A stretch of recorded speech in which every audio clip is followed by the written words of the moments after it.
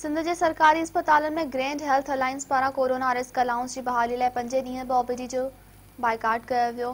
Doctor ऐं paramedical staff तिफ़ा एहतजाज कया विया।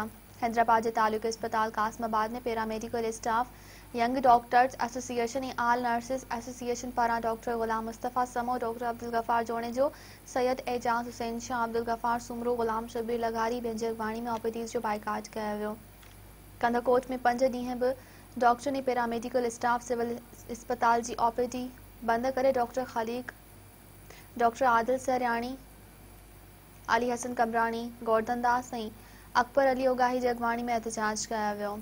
निपम बठोरो जे तालुका अस्पताल में डॉक्टर ऐं पैरामेडिकल अमले रजू मेमन, डॉक्टर यूसुफ खटी, अनवर ज़ऊर, रज़ा ख्वाजा, शकील ज़ऊर ऐं ॿियनि जी अॻवानी में मुख गेट आड़ो एहतजाजी मुज़ाहिरो कयो वियो।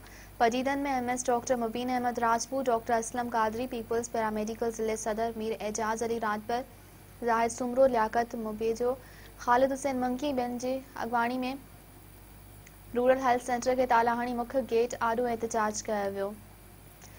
मिनड़ो भरिसां रूरल हेल्थ सेंटर सुनहरी फार्म में डॉक्टर ऐं पैरामेडिकल स्टाफ पारां एमएस डॉक्टर गुलाम सवर बुघियो, ठारो ख़ान चांडियो, सकीना अमरानी, नजमा सोलंकी ऐं ॿियनि एहतजाज कयो। नवाब अली मोहम्मद में ग्रैंड हेल्थ अलायंस जे सॾ ते ओपीडी बंदि करे सनाउल्ला कंभो, मंसूर कलोई ऐं ॿियनि जी अॻवानी में एहतजाज कयो वियो। नसीराबाद में पैरामेडिकल स्टाफ अमले पारां खुदाबख्श सांगरो, फ़कीर इकबाल सुमरो, रुखसाना लीपर ऐं ॿियनि जी अॻवानी में एहतजाज कयो वियो। अॻवाननि जो चवणु आहे त जेसिताईं जाइज़ मुतालबा तस्लीम नथा कया वञनि, एहतजाज जो सिलसिलो जारी रखियो वेंदो।